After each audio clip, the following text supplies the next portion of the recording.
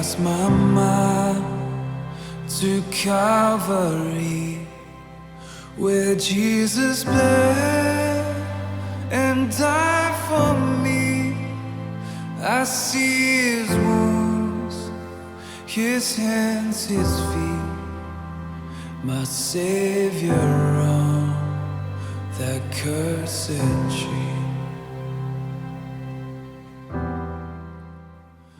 Salam, selamat pagi kepada jemaat GB BKP Aston dan pemirsa dimanapun saudara berada yang telah setia mengikuti ibadah online setiap hari Minggu. Sebelum kita lanjut ke dan masuk dalam sesi ibadah, saya akan menginformasikan kegiatan gereja GB BKP Aston untuk 1 minggu ke depan. Yang pertama, hari Rabu ada rumah doa jam 19 melalui aplikasi Zoom. Hari Jumat ada KUL jam 19 juga melalui aplikasi Zoom. Hari Sabtu kita ada doa fajar jam 5 pagi melalui aplikasi Zoom. Dan sore jam 17 kita ada KUL sekolah minggu juga melalui aplikasi Zoom.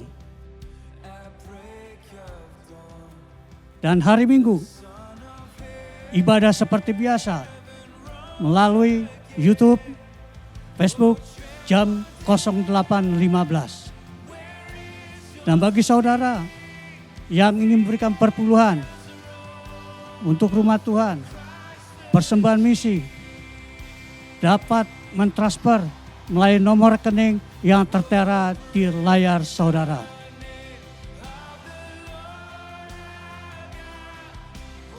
Kiranya demikian informasi yang dapat kami sampaikan. Selamat beribadah, Tuhan Yesus memberkati. Salam.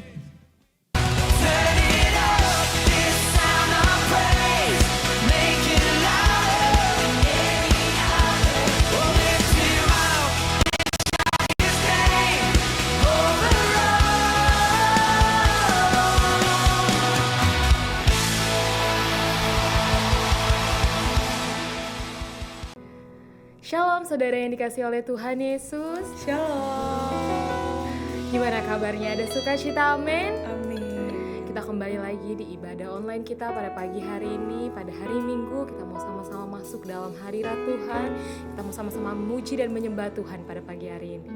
Kita sama-sama siapkan hati kita.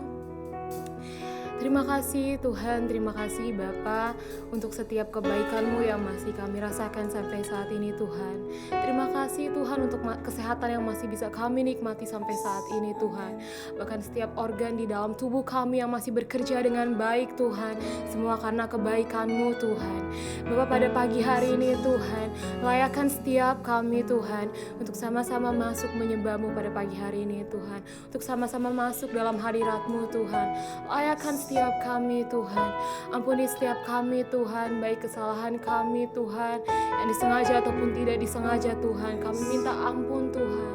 Biarlah pada pagi hari ini Tuhan, kami datang Tuhan dengan sepenuh hati kami Tuhan, menikmati hadirat-Mu yang kudus Tuhan. Terima kasih Tuhan Yesus yang baik, terima kasih Bapa.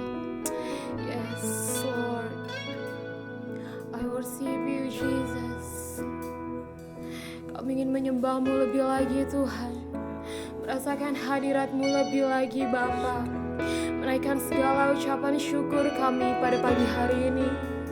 Terima kasih Tuhan, terima kasih, sebab Kau Allah yang layak diagungkan, sebab Kau Allah yang layak dimuliakan, yang layak ditinggikan. Syaralabayase. Sebab Kau mulia Tuhan, sebab Kau setia. Tidak pernah sedetik pun Kau meninggalkan kami Tuhan dalam keadaan apapun Tuhan. Kau tetap berada di sisi kami Tuhan. Kau yang meneguhkan setiap hati kami Kak Tuhan. Setiap hati yang lemah Tuhan, hati yang hancur dan berbeban berat Tuhan. Kau yang menguatkan setiap hati kami Tuhan. Kami sembah Kau Yesus.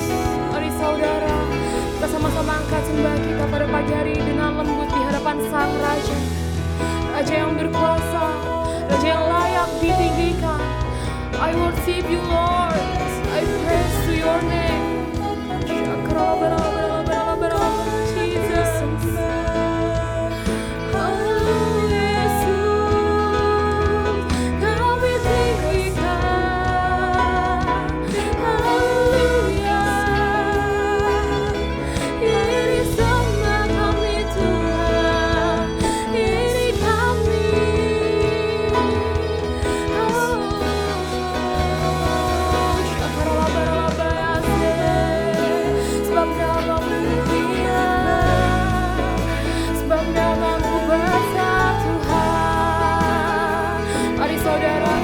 Tanganmu di hadapan Tuhan pada pagi hari ini. Syakarabayase, hadiratmu indah Tuhan Yesus.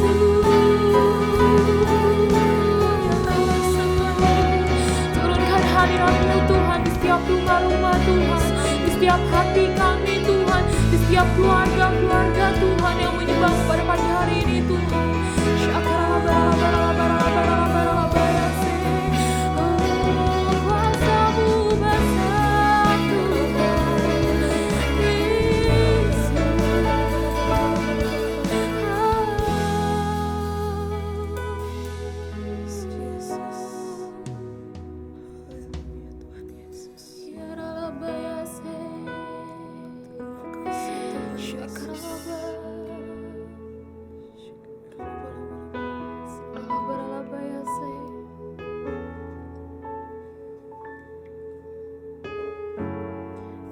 Bapa yang setia, tak pernah sedati Kau tinggalkan diriku.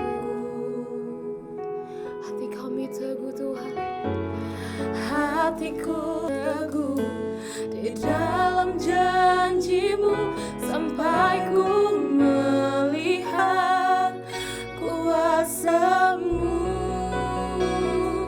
Karya-Mu sempurna, ajaib dan mulia, penyertaan-Mu buktikan kasih-Mu kepadaku.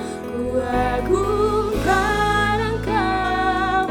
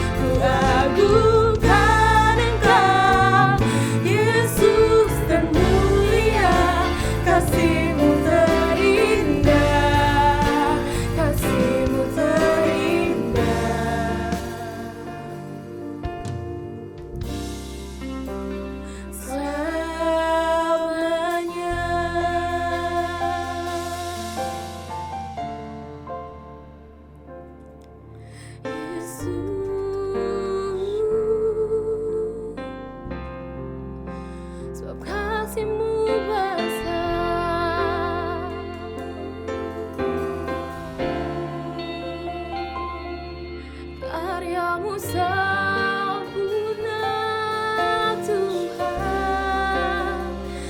Haleluya. Mari saudara angkat sembahmu, tinggikan nama Tuhan. Sebab kami tahu Tuhan bahwa Engkau menyediakan rancangan yang baik bagi anak-anak-Mu Tuhan hari-hari ini Tuhan. Kau merencanakan rancangan yang baik bagi setiap kami yang berharap kepadamu Tuhan. Sebab Kau tidak pernah meninggalkan kami sedetikpun Tuhan. Dengan itu pada pagi hari ini Tuhan, kami mau sama-sama katakan bahwa kami bangga memiliki Allah seperti-Mu. Kami bangga memiliki Allah Immanuel, Allah yang selalu beserta kami dimanapun kami berada. Tuhan, kami tahu Tuhan bahwa hari-hari ini tidak terjadi semakin baik Tuhan. Tuhan, kami tahu Tuhan apa yang terjadi dalam bangsa dan kota kami Tuhan. Apapun yang terjadi hari-hari ini Tuhan, kami mau katakan dengan penuh iman bahwa Engkau Allah yang dahsyat, bahwa Engkau Allah yang hebat dalam hidup kami, bahwa Engkau Allah yang baik dalam hidup kami. Dan kami tahu Tuhan bahwa di saat dunia tidak menjadi baik Tuhan, Engkau Allah yang selalu menyertai kami kemanapun kami berada Tuhan. Maka dari itu Tuhan, kami tidak pernah takut dan gentar Tuhan, sebab kami tahu Tuhan Engkau tidak pernah meninggalkan kami sedetik pun Tuhan. Yes, Jesus, kami mau berharap kepadamu hari-hari ini Tuhan. Ya Allah, oh ya Allah, yes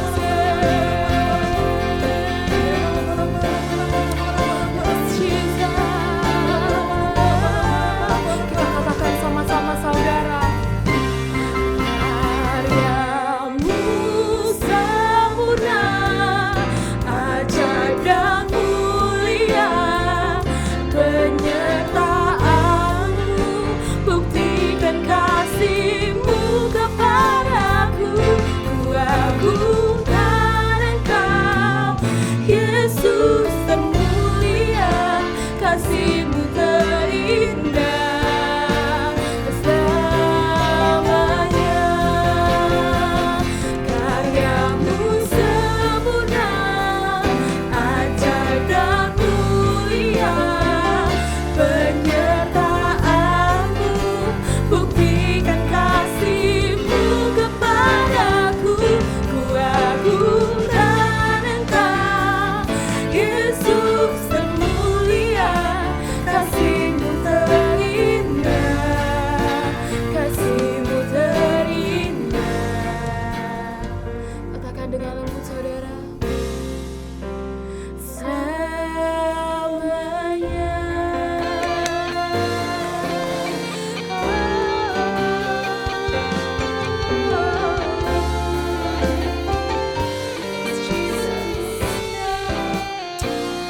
Kami sungguh merasakan hadirat-Mu Tuhan.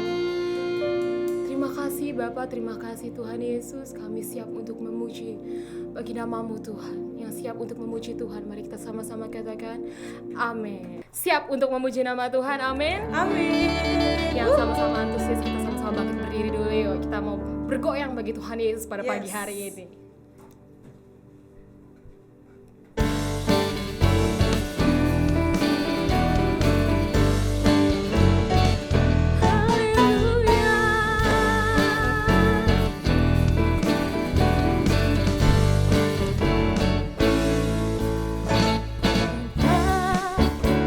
Pernah dilihat mata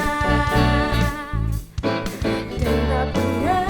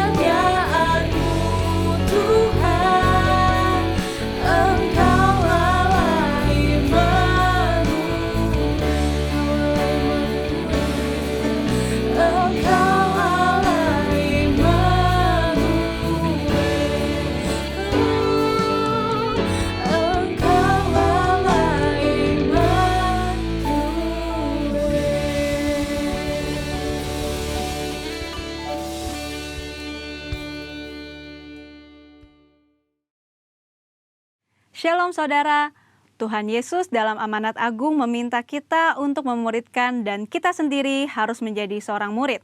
Namun banyak orang yang menganggap menjadi seorang murid itu susah dan tidak menyenangkan.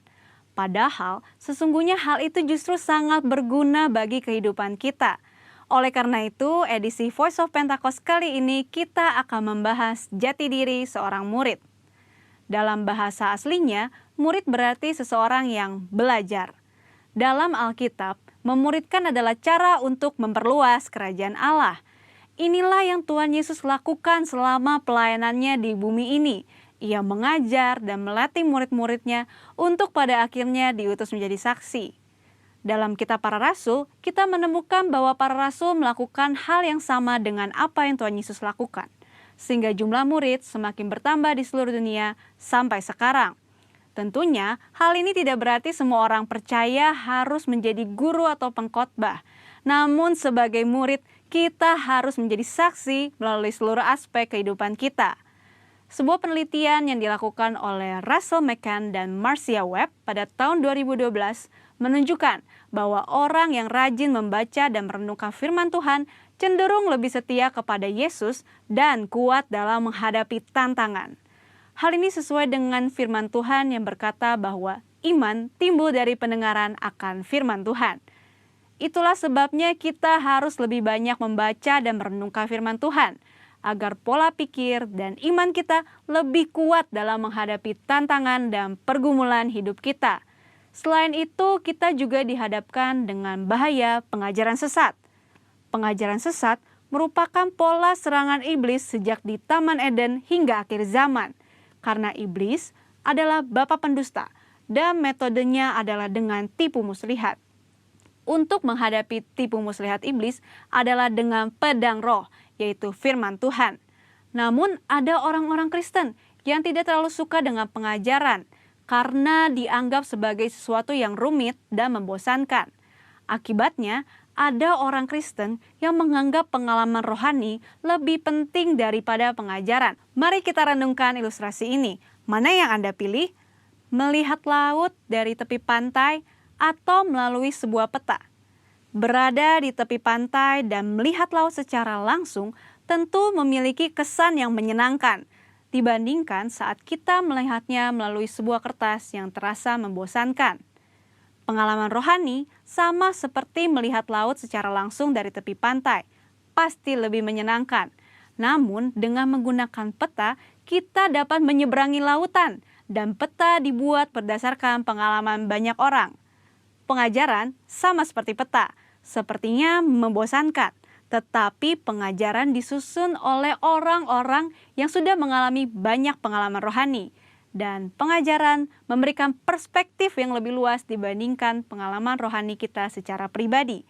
Jadi, pengalaman rohani dan pengajaran sama pentingnya. Asumsi lainnya adalah menganggap pengajaran sebagai sumber perpecahan gereja.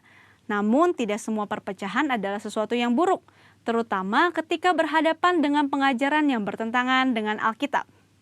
Albert Mohler menggunakan istilah theological triage, yaitu metode untuk menentukan tingkat kekritisan sebuah pengajaran. Tingkat pertama, yang paling kritis, yaitu pengajaran dasar yang mempengaruhi keselamatan seseorang, yaitu pengajaran mengenai Alkitab adalah firman Tuhan, ketritunggalan Allah, ketuhanan Yesus, karya penebusan, keselamatan karena kasih karunia melalui iman hanya kepada Yesus Kristus. Pada tingkatan ini, maka perbedaan pengajaran sekecil apapun tidak dapat ditoleransi, sehingga penolakan dan perpecahan dapat diterima, bahkan mungkin harus terjadi dan tidak dapat dihindari. Tingkat kedua adalah pengajaran yang tidak mempengaruhi keselamatan, namun berpotensi memisahkan gereja. Contohnya, pengajaran mengenai kepastian keselamatan, metode baptisan air, serta baptisan dan karunia Roh Kudus.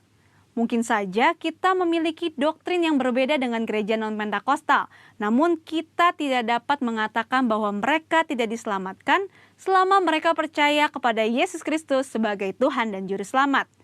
Tingkat ketiga, pengajaran yang berbeda namun tidak esensial untuk memisahkan gereja, seperti pengajaran mengenai urutan peristiwa Second Coming dan akhir zaman. Tanpa mengenali tingkat kekritisan pengajaran ini, maka kemungkinannya perbedaan pengajaran sekecil apapun dapat mengakibatkan perpecahan. Di sisi lain, terjadi kompromi yang berbahaya ketika pengajaran yang bertolak belakang diterima di dalam gereja.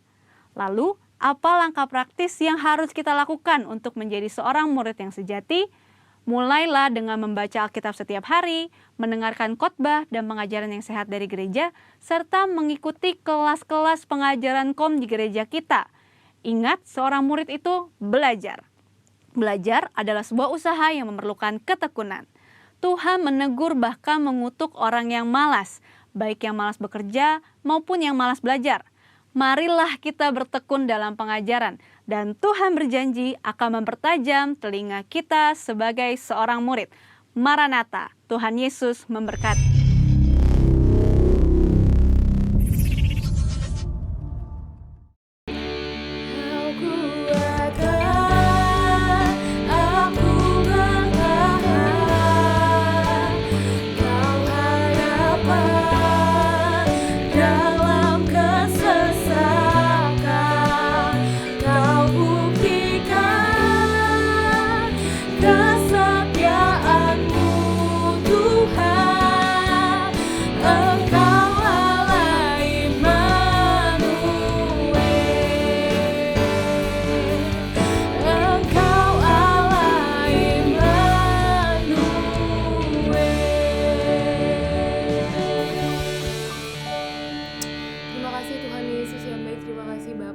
siap Tuhan untuk mendengarkan pesan firman-Mu pada pagi hari ini.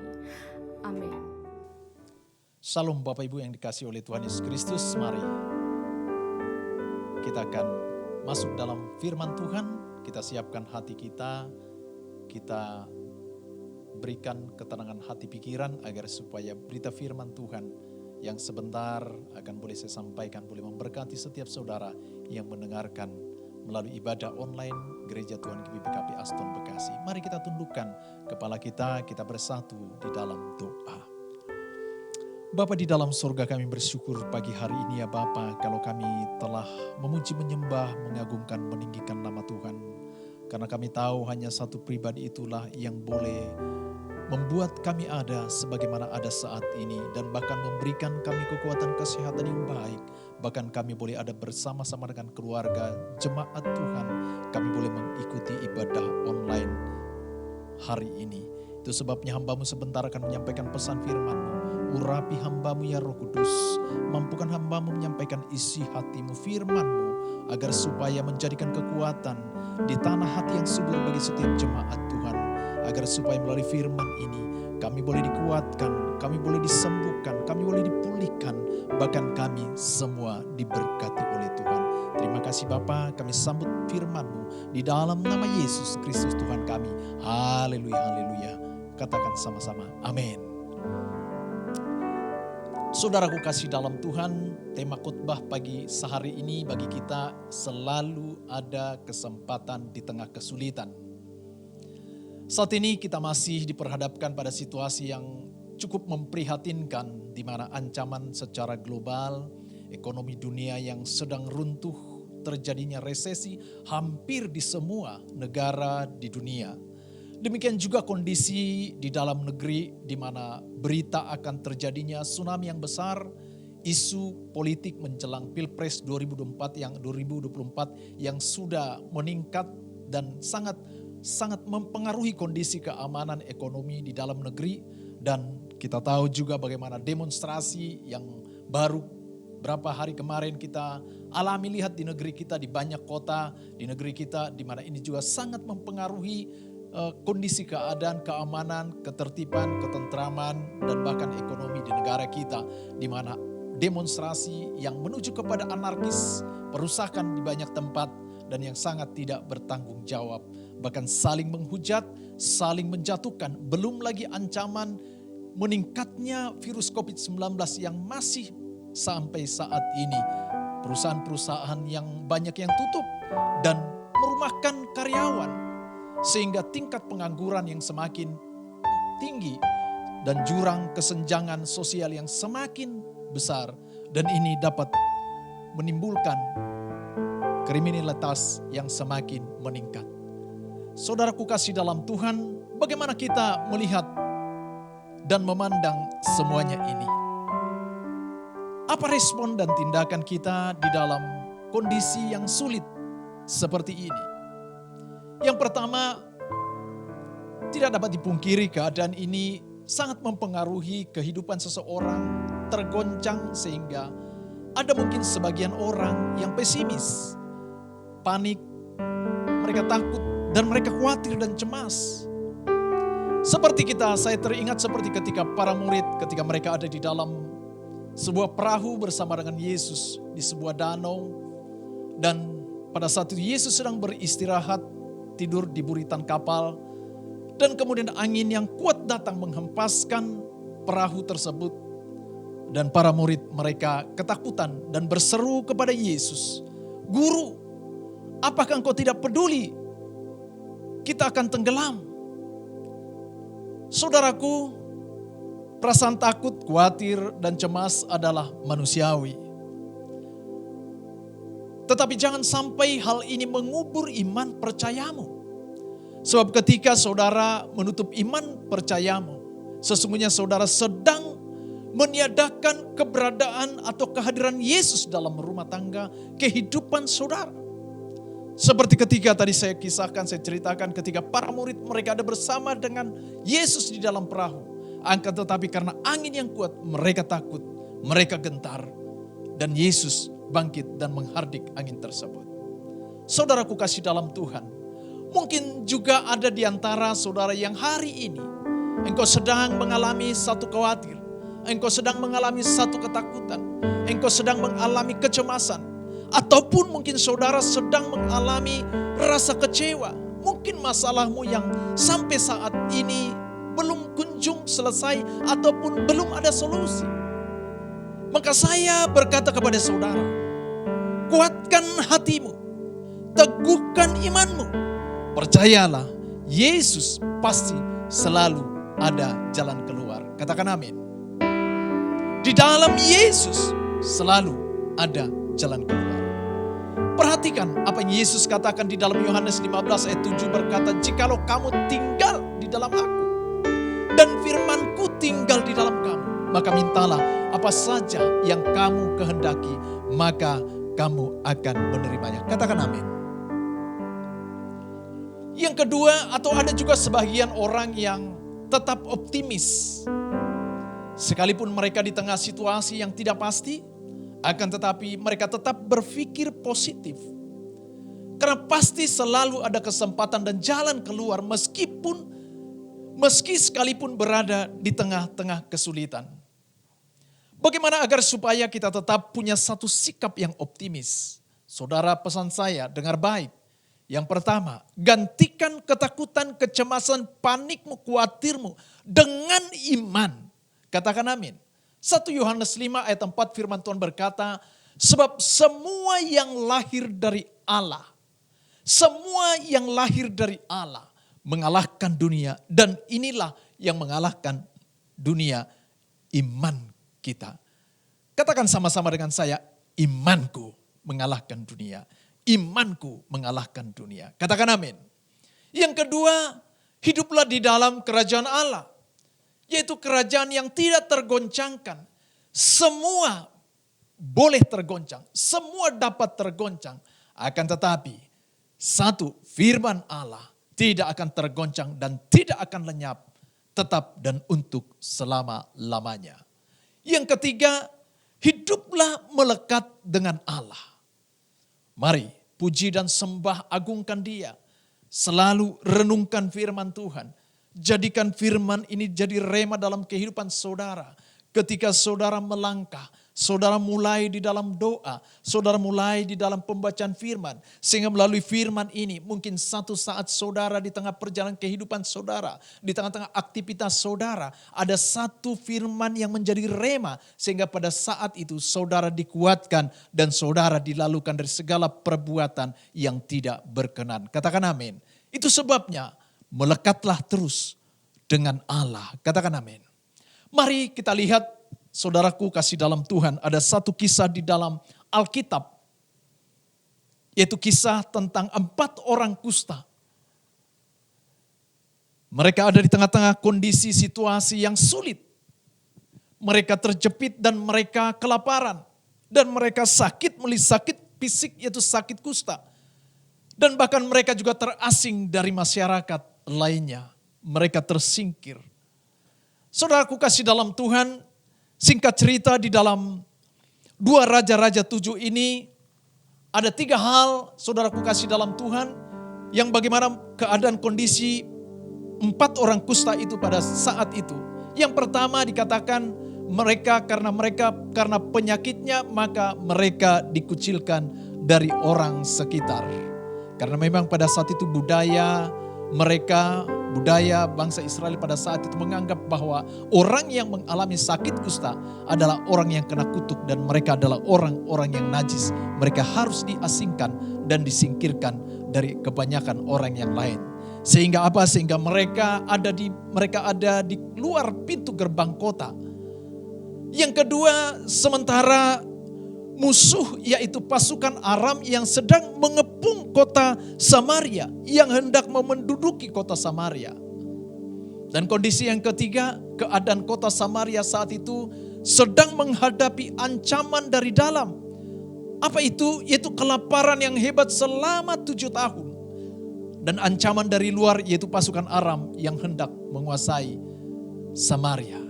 Dan dengan kondisi ini, saudara kasih dalam Tuhan, 4 orang kusta ini, firman Tuhan katakan di dalam 2 Raja-Raja 7 ayat 3 sampai dengan 4 berkata demikian.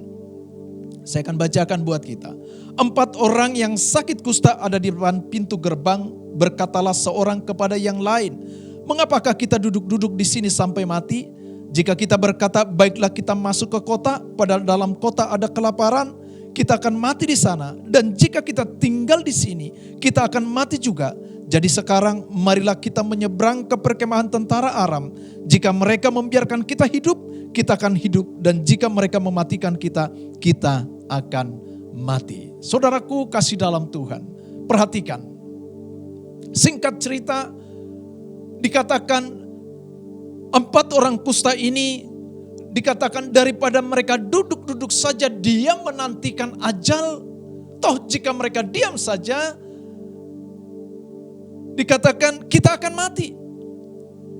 Jika kembali masuk ke dalam kota, juga akan mati kelaparan, karena tidak ada makanan yang hendak mereka makan. Dan apabila mereka maju ke perkemahan orang Aram, kita juga akan mati.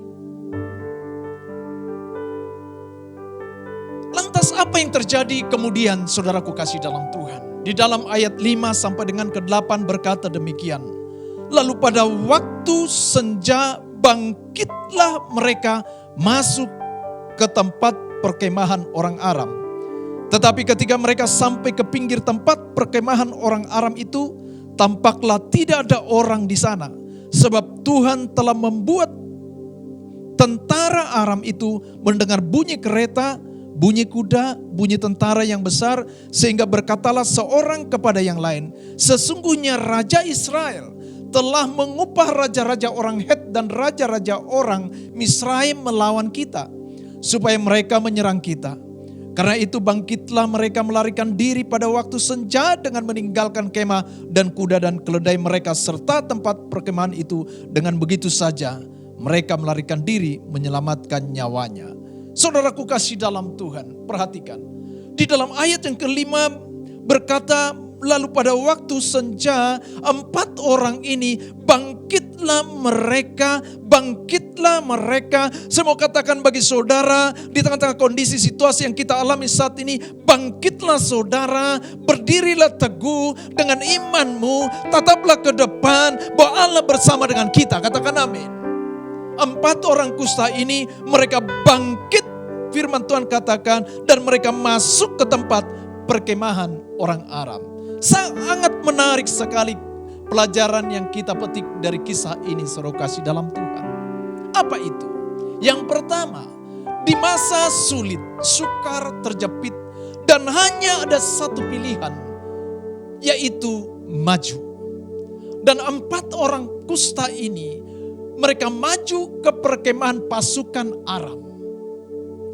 Kemudian mereka menemukan dan ternyata tentara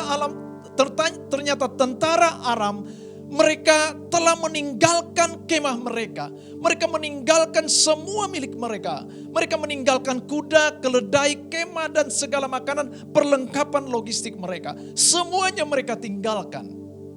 Kenapa saudara kasih dalam Tuhan? Di dalam ayat 6 dikatakan bahwa sebab Tuhan telah membuat tentara Aram itu mendengar bunyi kereta, bunyi kuda, bunyi tentara yang besar. Sehingga berkatalah mereka seorang kepada yang lain, sesungguhnya Raja Israel telah mengupah raja-raja orang Het dan raja orang Misraim melawan kita.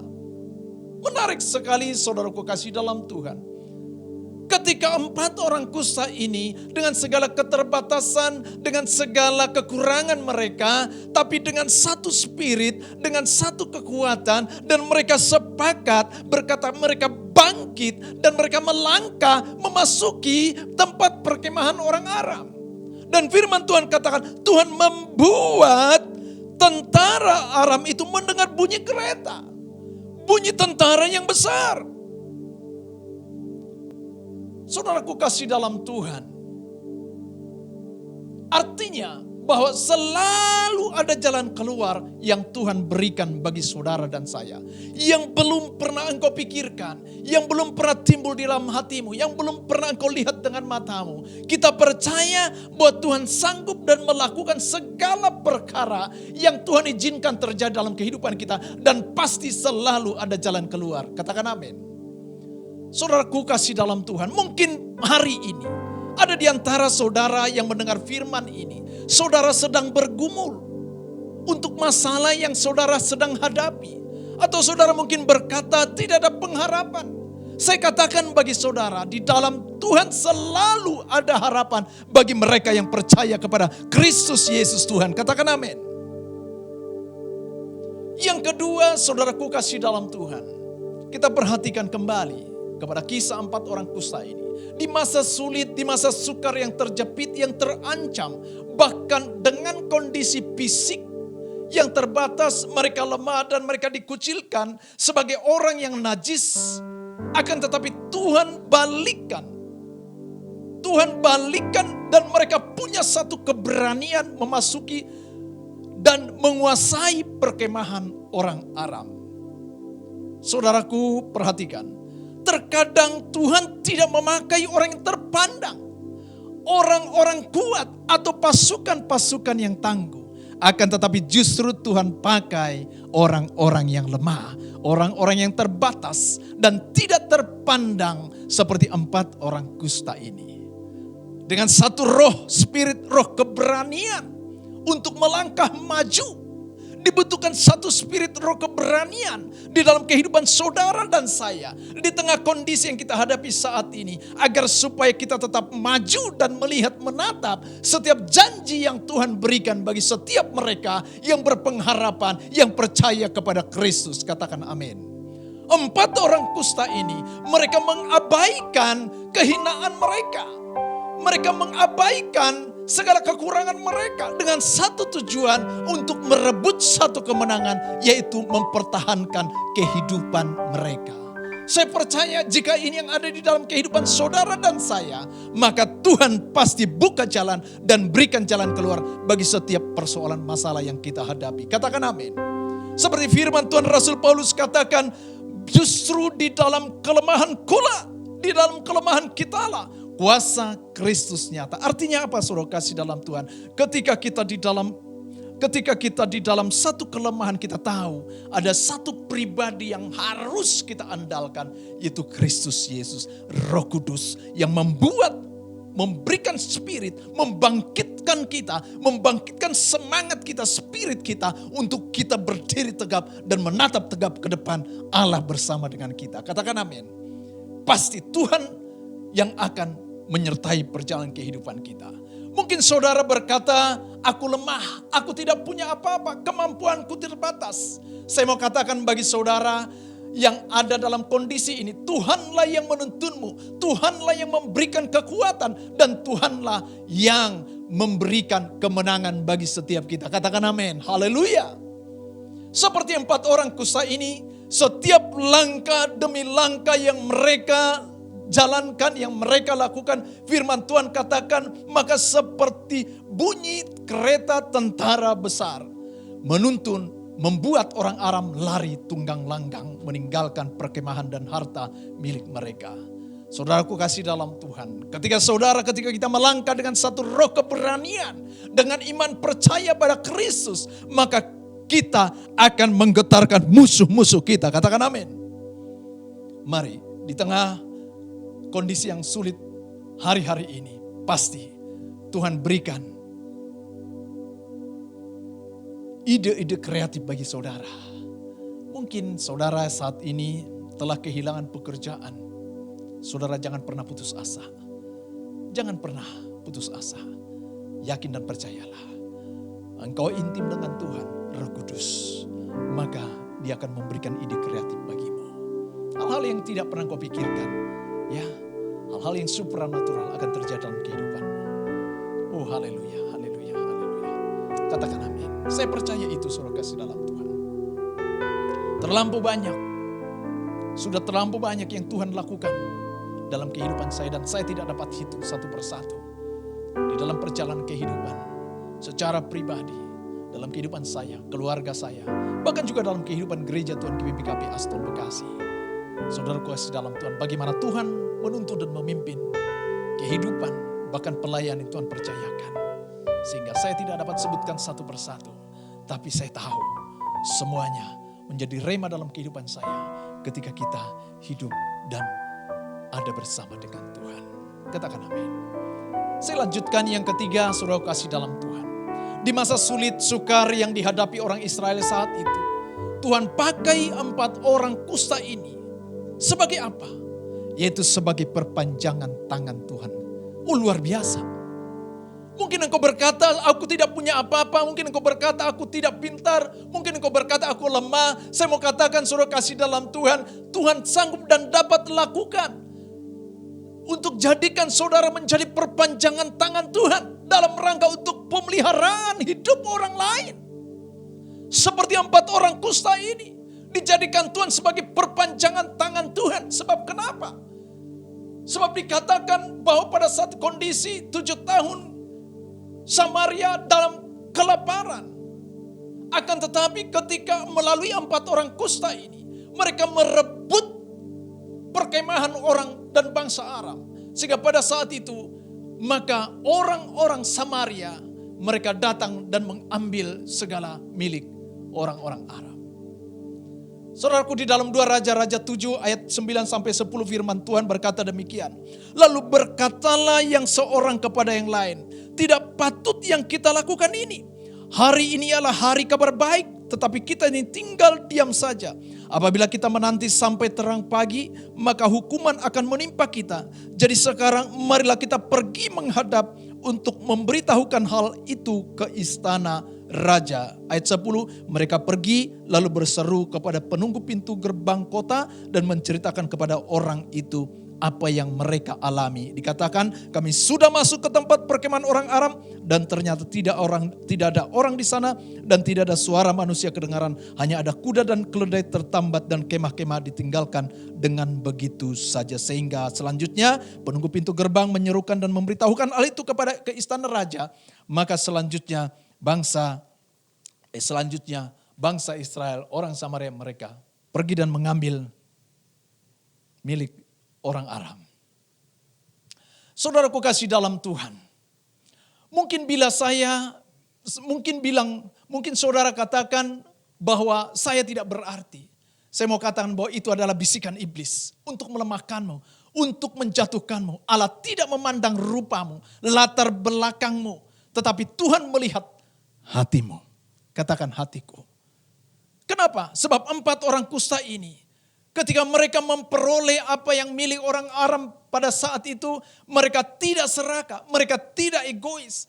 Sebab mereka tahu, Alkitab katakan, hari bahagia telah datang menghampiri mereka. Sehingga mereka memberikan laporan kepada penjaga kota, kepada penjaga pintu kota Samaria.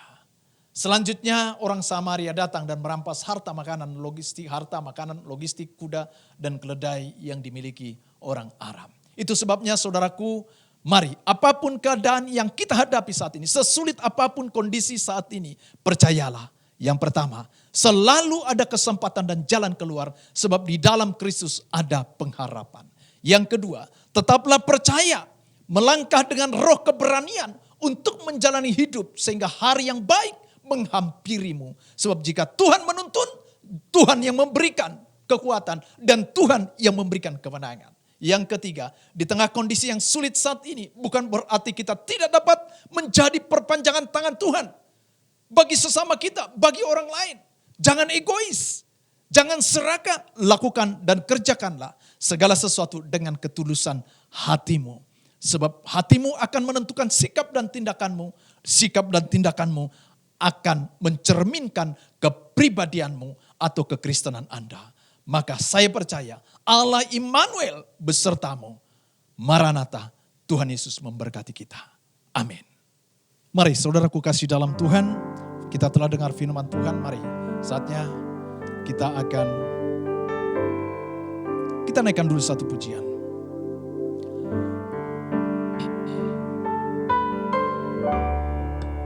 Ku tidak takut, sebab Kau besertaku. Ku tidak bimbang, sebab Engkau Allahku. Mari saya jemput saudara berdiri. Engkau meneguhkanku, bahkan menolongku.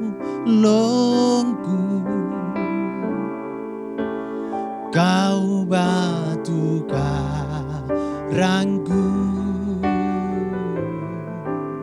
Yesus Tuhan. Angkat tanganmu kepada Dia, katakan sungguh-sungguh. Yesus memegangku dengan tangan kanannya. Yesus memberiku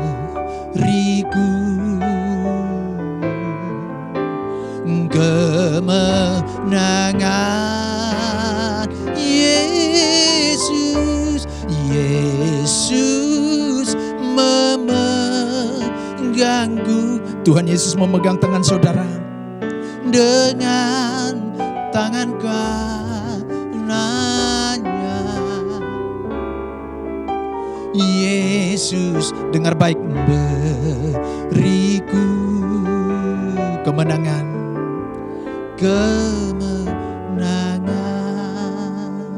Tundukkan kepalamu, pejamkan matamu. Bapa di surga, kami bersyukur pagi hari ini Tuhan. Jika pesan firman-Mu bagi kami yang telah memberkati kami, satu pelajaran yang boleh kami petik dalam kehidupan melalui 4 orang kusta ini. Tuhan, kami bersyukur ketika Engkau berikan roh keberanian bagi kami, maka apapun yang kami hadapi, yang ada di depan kami, bahkan kondisi keadaan yang ada sekitar kami, ini tidak akan membuat kami kecut hati, tidak akan membuat kami kendor, tidak akan membuat kami undur, tapi bahkan membuat kami akan tampil dan berdiri. Sebab Engkau Allah yang akan memakai setiap kami dengan segala kekurangan dan keterbatasan yang kami miliki. Sebab Engkau tidak melihat rupa, tapi Engkau melihat ketulusan hati kami. Bapakku berdoa, apapun yang dialami setiap jemaat hari-hari ini, Tuhan Engkau tolong mereka, Tuhan bersama denganmu, Tuhan memberikan jalan keluar bagimu, Tuhan menuntun dan memimpin kehidupanmu, keluargamu, rumah tanggamu, usaha pekerjaanmu, diberkati oleh Tuhan, dalam nama Yesus Tuhan kami. Terima kasih Bapa, segala puji syukur hormat kami bagi Yesus Kristus Tuhan kami. Haleluya, haleluya, sama-sama katakan amin, amin, amin, amin. Baik, Tuhan Yesus berkati, puji Tuhan. Saudaraku kasih dalam Tuhan, mari terus ikuti ibadah-ibadah online kita.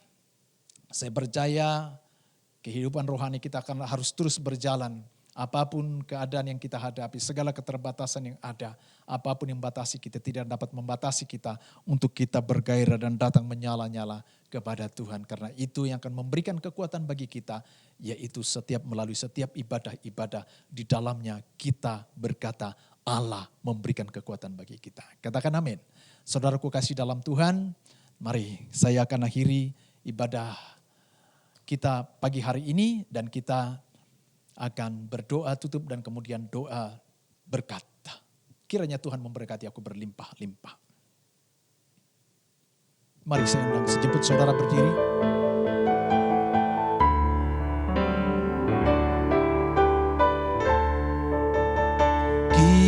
Kiranya Engkau memberkati aku berlimpah-limpah dan memperluas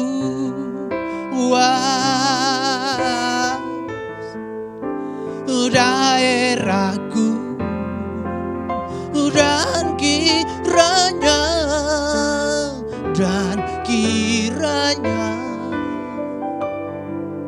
tanganmu menyertai aku dan melindungi aku daripada malapetaka, sehingga kesakitan tidak menimpa aku.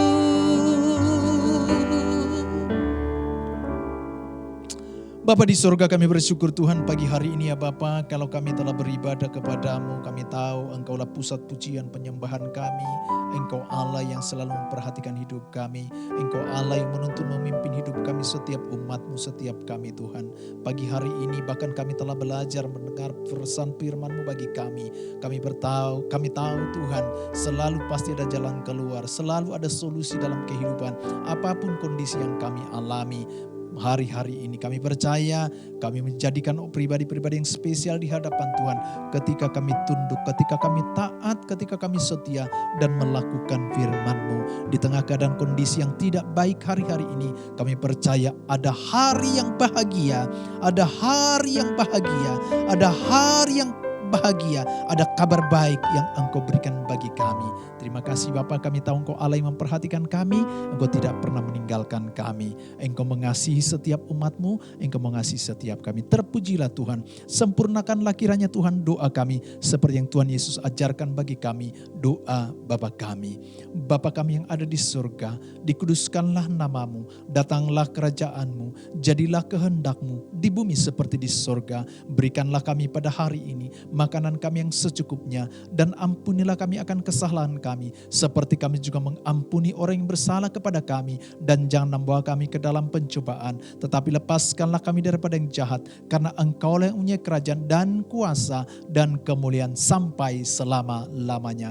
Kasih dan anugerah yang berlimpah-limpah dari Allah Bapa di dalam sorga, di dalam Putra yang tunggal Tuhan kita Yesus Kristus, persekutuan yang indah yang manis dengan Roh Kudus yang terus menyertai saudara mulai dari hari ini sampai Maranatha. Yesus Kristus datang kali kedua menjemput ketenawan dan memerintah bersama dengan Dia hidup kekal selama-lamanya. Yang selalu percaya, mari sama-sama katakan amin, amin, amin, amin, amin. Selamat berhari Minggu. Tuhan Yesus memberkati kita semua. Shalom.